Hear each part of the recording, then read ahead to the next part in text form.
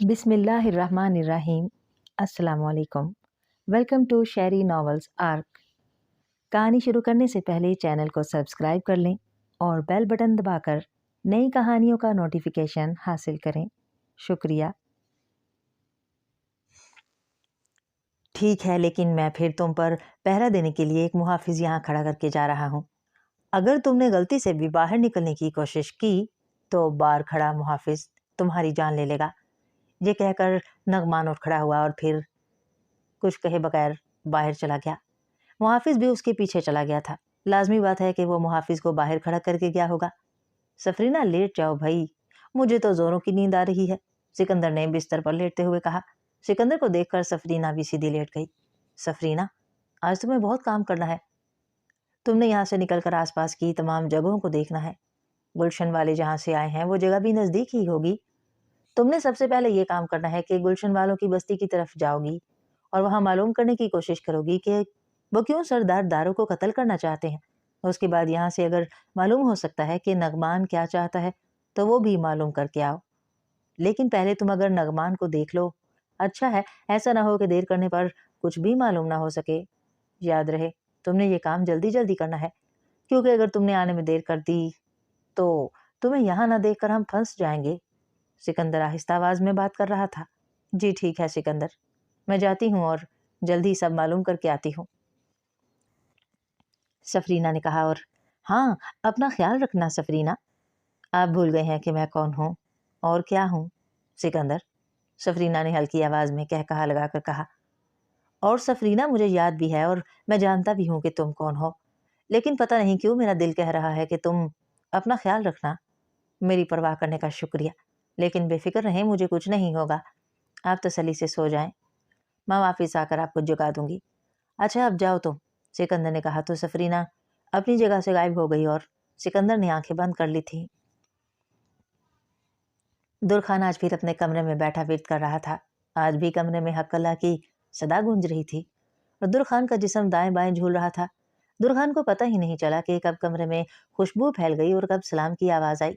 होश आया तो उस वक्त आया जब कमरे सफेद रोशनी से भर गया था, जिसे दुरखान ने बंद आंखों से महसूस कर लिया था, और फिर उसका जिस्म रुक गया। अस्सलाम वालेकुम वरहमतुल्लाहि वबरकातुहू।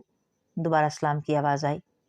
ये आवाज नहीं थी, एक गरज थी जो मोहब्बत से कहे जाने के बावजूद भी महसूस की जा सकती थी। सामने एक सफेद लिबास पहने नौजवान दुरखान को मुस्कुराते हुए देख रहा था। उसके सर के बाल लंबे कंधे पर गिरे हुए थे और चेहरे पर दाढ़ी बहुत भरी लग रही थी। ये कोई इंसान नहीं था, क्योंकि उसकी पीठ पर मौजूद दो पर उसे इंसान नहीं बना रहे थे। कैसे मुसलमान हो, सलाम का जवाब नहीं देते। दुरखान, अपना नाम सुनकर दुरखान होश में आ गया। वालेकुम अस्सलाम वरहमतुल्लाहि वबरकातुहू।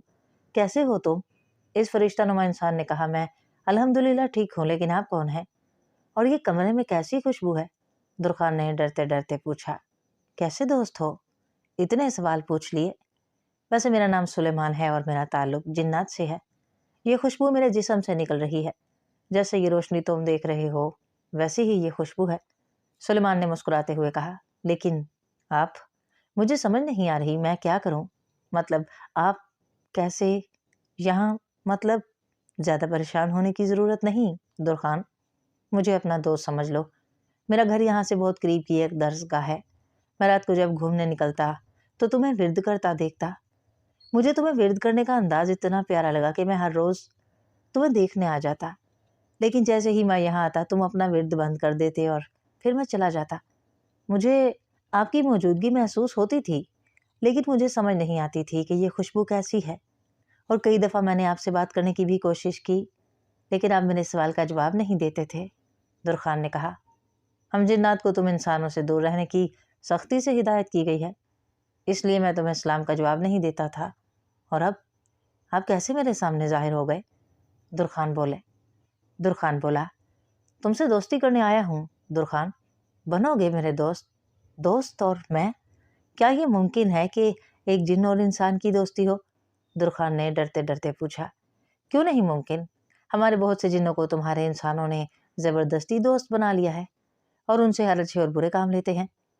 फिर वो अच्छे इंसान नहीं हुए ना, दुरखान बोला। दुरखान, हम जिन्नात में पाबंदियां होती हैं, اصول ہوتے ہیں، کمزوریاں ہوتی ہیں جن کا فائدہ کچھ انسان اٹھاتے ہیں اور ہمیں قابو کر کے ہم سے ہر کام لیتے ہیں۔ اور اچھا، درخان کو سلیمان کی بات سمجھ آ گئی تھی۔ اچھا، اب میں چلتا ہوں، میں بغیر اجازت درس گاہ سے نکل آیا ہوں اور اب مجھے دیر ہو رہی ہے، کل ملیں گے، اللہ حافظ درخان۔ اور پھر وہ روشنی کمرے سے غائب ہو گئی۔ سکندر پتھریلی زمین پر بھاگتا جا رہا تھا اور اس نے کندھے پر ایک لڑکی اٹھا رکھی تھی۔ بھاگتے بھاگتے وہ ذرا سا رک کر پیچھے بھی دیکھتا، لیکن اس کے پیچھے کوئی نہیں تھا۔ اس کی سانس پھول چکی تھی۔ کچھ فاصلے پر ایک سایہ دار درخت کھڑا دیکھ کر سکندر نے اطمینان کی سانس لی۔ اب اس سے مزید نہیں بھاگا جا رہا تھا۔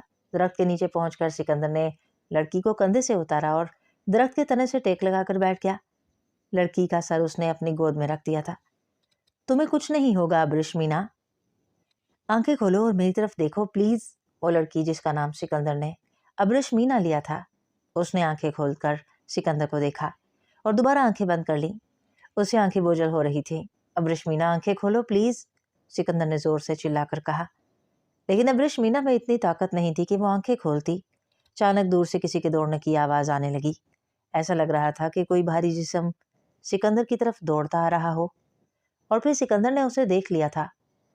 وہ سفرینہ تھی جو ایک جنگلی ہاتھی پر بیٹھی ہوئی تھی اور ہاتھی غضبناک انداز میں چنگھاڑتا ہوا سکندر کی طرف آ رہا تھا۔ ہاتھی اپنے پیچھے بے پناہ دھول اڑاتا ہوا آ رہا تھا۔ سکندر نے چاروں طرف نظر گھما کر لیکن اسے کوئی محافظ پناہ گاہ نظر نہیں آئی جہاں وہ خود کو اور ابرشمینا کو سفرینہ کے قہر سے بچا سکتا۔ اور پھر سفرینہ سکندر کے نزدیک پہنچ گئی۔ کہاں تک بھاگو گے احسان فراموش؟ آج تمہیں مجھ سے موت کے علاوہ کوئی نہیں بچا سکتا، لیکن میں تمہیں نہیں ماروں گی، یہ سفرینہ کی توہین ہوگی۔ میں تمہارے سامنے تمہاری محبت کو تڑپا تڑپا کر ماروں گی اور تم دیکھتے رہ جاؤ گے، اس لیے بھاگ لو جتنا بھاگ سکتے ہو۔ سفرینہ نے شعلہ برساتی آنکھوں سے کہا، سفرینہ خدا کے لیے ابرشمینا کو چھوڑ دو، اس کا کوئی قصور نہیں ہے، یہ دیکھو میں تمہارے آگے ہاتھ جوڑتا ہوں۔ سکندر نے ہاتھ جوڑ لیے تھے۔ نہ نہ نہ، یہ تو آج نہیں بچے گی، لیکن تم یہ سوچو کہ تمہارا کیا ہونے والا ہے۔ سفرینہ اس معصوم کا آخر قصور کیا ہے؟ کیوں اس کے پیچھے پڑی ہو تم؟ سکندر نے التجائی لہجے میں کہا۔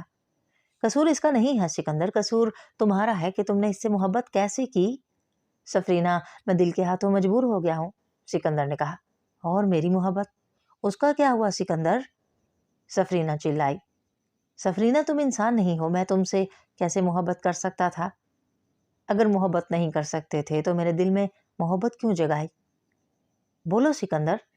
سفرینہ مجھے پتہ نہیں چلا تھا کہ تم مجھ سے کیسے محبت کرنے لگی تھی، اور تم انسان نہیں تو میں کیسے تم سے محبت کرتا؟ نہ میں تم سے شادی کر سکتا تھا اور نہ گھر بسا سکتا تھا۔ خاموش سکندر، محبت صرف شادی کا نام تو نہیں، تم ساری زندگی میرے ساتھ گزار لیتے تو کیا ہو جاتا؟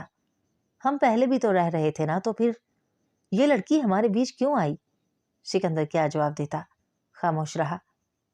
جب سفرینہ نے دیکھا کہ سکندر کے پاس کوئی جواب نہیں تو اس نے ہاتھی کی پیٹھ پر تھپڑ مارا۔ یہ اشارہ تھا جسے محسوس کر کے ہاتھی آگے بڑھا اور اپنے دونوں پیر ہوا میں اٹھا لیے۔ اس کا نشانہ ابرشمینا تھی۔ یہ دیکھ کر سکندر نے ابرشمینا کو اپنے بازوؤں میں کھینچ لیا، لیکن وہ ہاتھی کے حملے سے نہیں بچ سکتے تھے اور پھر ہاتھی کے پیر نیچے آنے لگے۔ یہ دیکھ کر سکندر نے اپنا سر ابرشمینا کے سینے پر رکھ کر ایک ہاتھ کو فضا میں کھڑا کر لیا۔ ایسا لگ رہا تھا کہ وہ ابرشمینا کو ہاتھی کے حملے سے بچانا چاہ رہا ہو۔ سکندر کو سفرینہ کے کہے سنائی دے رہے تھے۔ سکندر کی آنکھ کھلی تو باہر شور سنائی دیا۔ وہ ہڑبڑا کر اٹھ بیٹھا۔ اس کی قمیض پسینے سے شرابور تھی، لیکن سکندر کے پاس خواب کو سوچنے کے لیے وقت نہیں تھا، کیونکہ سفرینہ ابھی تک نہیں آئی تھی اور بستی کے لوگ جاگ چکے تھے۔ اب وہ کیا کرے؟ اگر وہ باہر جاتا ہے تو اکیلا دیکھ کر اس سے سفرینہ کے بارے میں سوال ہوگا، اور اگر یہاں انتظار کرتا ہے تو بھی امید نہیں کہ کوئی اندر نہیں آئے گا۔ سفرینہ، سکندر نے نام لے کر پکارا، اور یہ پہلی مرتبہ تھا کہ سفرینہ بلانے پر بھی نہیں آئی۔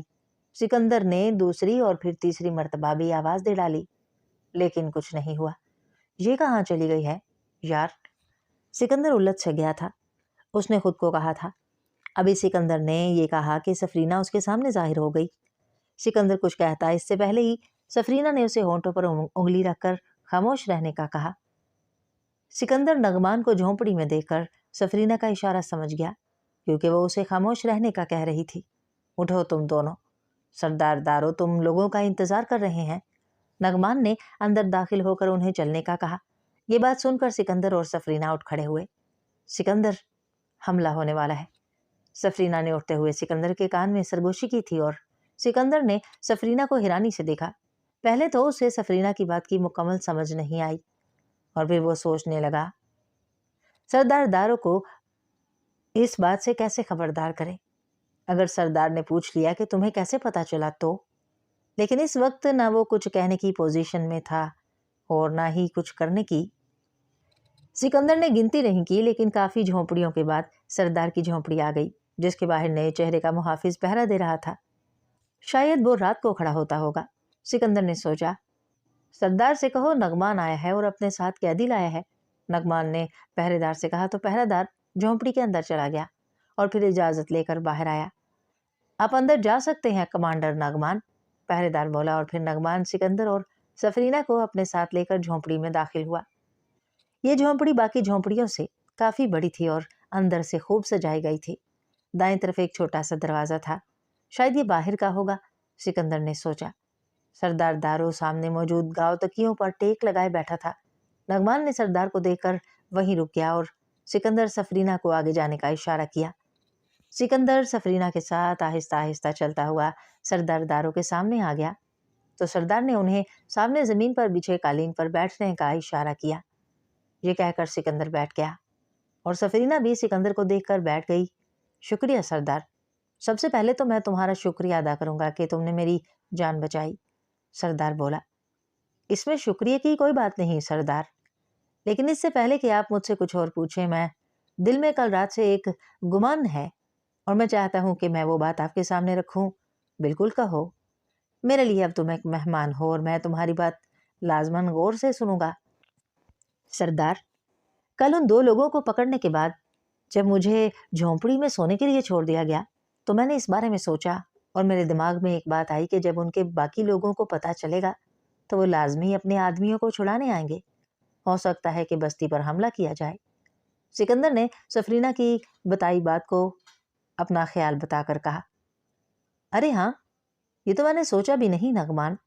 سردار نے نعمان کو آواز دی۔ جی سردار، نعمان نے نزدیک آ کر کہا، یہ نوجوان ٹھیک کہہ رہا ہے، سالک کو تم بہتر جانتے ہو اور جس طرح سے نوجوان نے بتایا ہے سالک ہم پر حملہ بھی کر سکتا ہے۔ میں چاہتا ہوں کہ تم اپنے تمام جنگجوؤں کو اکٹھا کرو اور انہیں کسی بھی خطرے کے لیے تیار کرو، جلدی، ایسا نہ ہو کہ ہم بے خبری میں اپنا بڑا نقصان کریں۔ ابھی سردار نے بات پوری کی ہی تھی کہ باہر فائر کی آواز سنائی دی اور پھر کسی کے چیخنے کی آواز آئی۔ سردار، حملہ!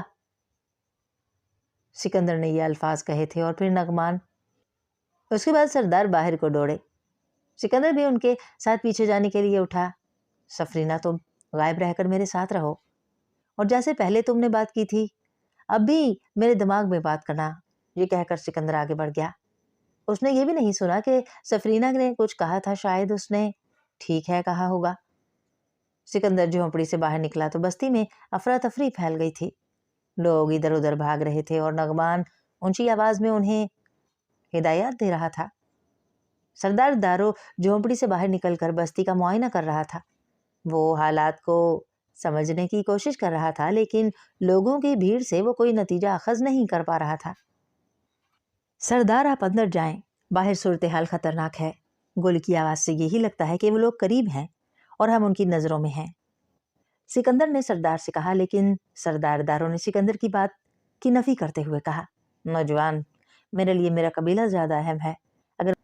اگر میں ہی چھپتا رہا تو میرے لوگ مجھے بزدل سردار سمجھیں گے، جو کہ میں نہیں چاہتا، بلکہ تم ایسا کرو کہ جھونپڑی میں چلے جاؤ، تم ہمارے مہمان ہو اور میں نہیں چاہتا کہ تمہیں کوئی نقصان پہنچے۔ سردار نے سکندر کی بات اسی پر الٹا دی، لیکن سکندر اندر نہیں جانا چاہتا تھا۔ اس کے پاس موقع تھا کہ وہ اپنی جگہ بنائے تاکہ یہاں سے بخیر و عافیت نکل سکے۔ سکندر جلدی سے سردار کی جھونپڑی کے اندر آئے۔ اچانک سکندر نے سفرینہ کی آواز سنی اور وہ جھونپڑی کے اندر چلا گیا۔ اس دروازے سے اندر آئے سکندر، سفرینہ کی آواز آئی اور پھر سکندر جھونپڑی میں موجود دروازے سے داخل ہو گیا۔ اندر اس جھونپڑی سے منسلک ایک اور جھونپڑی تھی اور شاید سردار دارو इस झोंपड़ी को घर के तौर पर इस्तेमाल करता है, क्योंकि झोंपड़ी में घरेलू सामान की बहुत सी चीजें पड़ी हुई थीं। सामने झोंपड़ी की दीवार को सुराख किया गया था। ऐसा लग रहा था कि ये किसी इंसान ने अंदर आने के लिए बनाया है। सिकंदर, दूसरे कबीले के 2 लोग यहाँ आए और सरदार की बीवी और बेटी को अगवा करके साथ ले गए हैं। सफरीना ने सामने आकर कहा तो सिकंदर परेशान हो गया। उसे समझ नहीं आ रही थी कि अब क्या करे, सरदार को बताए या उन लोगों के पीछे जाए। और फिर उसने सरदार को बताने में वक्त जाया करना मुनासिब नहीं समझा। झोंपड़ी के बाहर थोड़े फासले पर 3 फुट की एक बाड़ बनाई गई थी, जिसका मकसद बस्ती को जानवरों से बचाना था, और उसी बाड़ के दरमियान से काटा गया था। वो भी झोंपड़ी के सुराख से गुजरकर बाहर निकल आया। अब सिकंदर को समझ आई कि वो फायरिंग की आवाज कहाँ से आई थी। सामने एक बस्ती वाले की लाश पड़ी हुई थी जो ठंडा हो चुका था। शायद उस बेचारे ने आने वालों से मजाहमत की होगी और फिर गोली का निशाना बना। सफरीना, तुम जानती हो कि वो लोग सरदार की बेटी और बीवी को किस रास्ते से लेकर गए हैं? जी हाँ सिकंदर, वो भी ज्यादा दूर नहीं गए हैं। सफरीना की आवाज आई। तो फिर मुझे वहां ले चलो, सिकंदर बोला। आपको गायब करके ले जाऊं या रास्ता बताती जाऊं? सिकंदर। सफरीना ने सवाल किया। इतना वक्त नहीं कि मैं उनके पीछे चलकर जाऊं, तो मुझे उनके करीब पहुंचा दो, फिर आगे देखता हूं कि क्या करना है। जी ठीक है, अपना हाथ मुझे दें और आंखें बंद कर लें।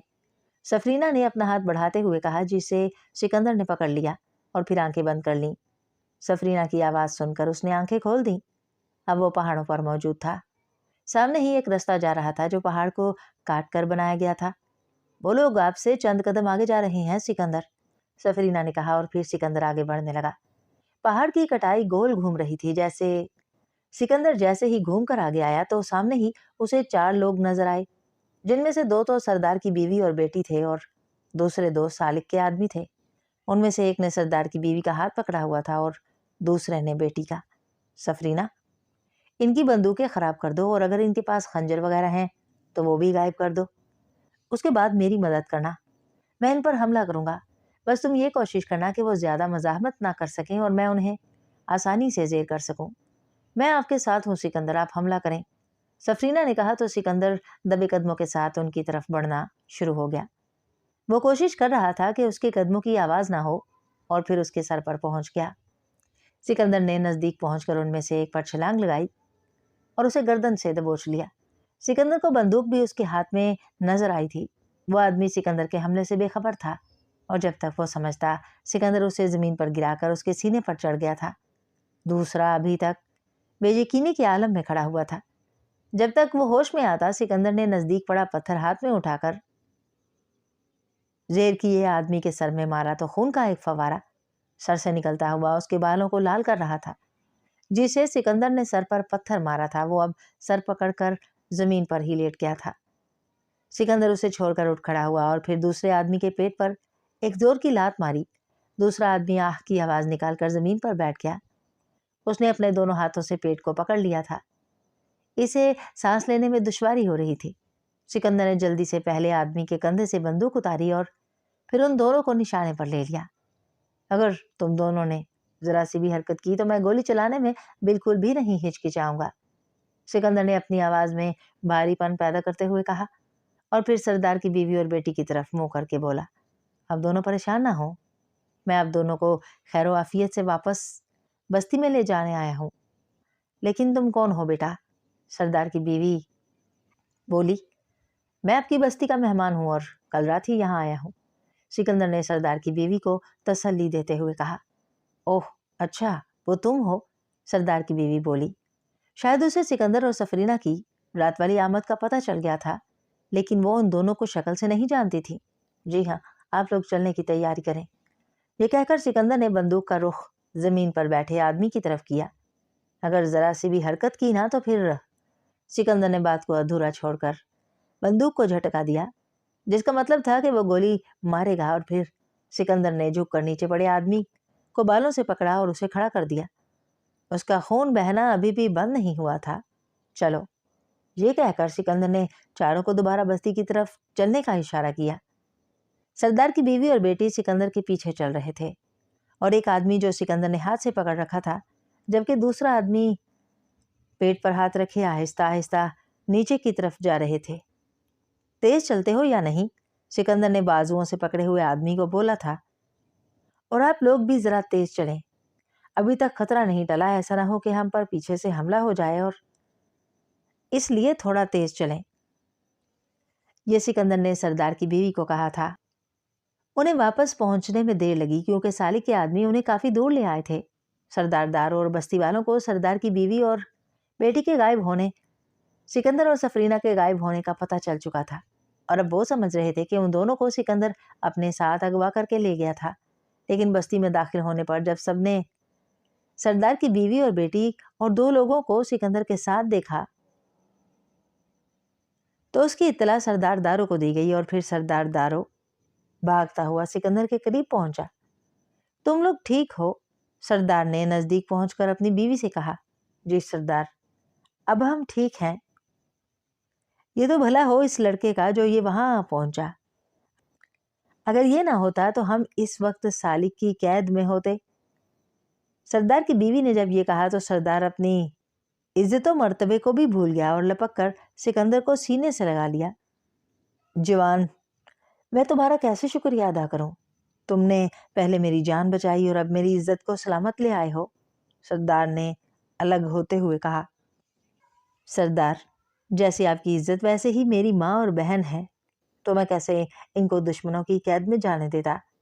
इसलिए जब मैंने झोंपड़ी में सुराख देखा तो मैं समझ गया कि कोई यहाँ चोरी आया है, और फिर झोंपड़ी से बाहर निकलकर देखा तो ये लोग मुझे पहाड़ पर चढ़ते नजर आए।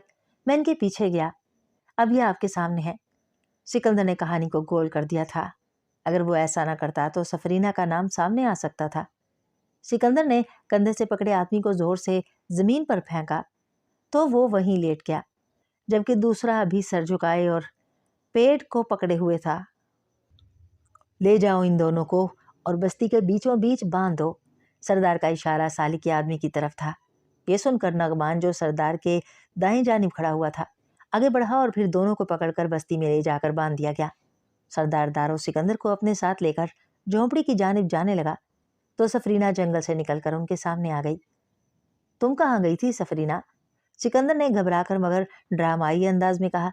जब ये दोनों कमरे में घुसे थे तो मैं छुप गई थी, और जब वो सरदार की बीवी और बेटी को पकड़कर बाहर ले गए तो मैं भी जंगल में जाकर छुप गई थी, सफरीना ने डरते हुए बताया।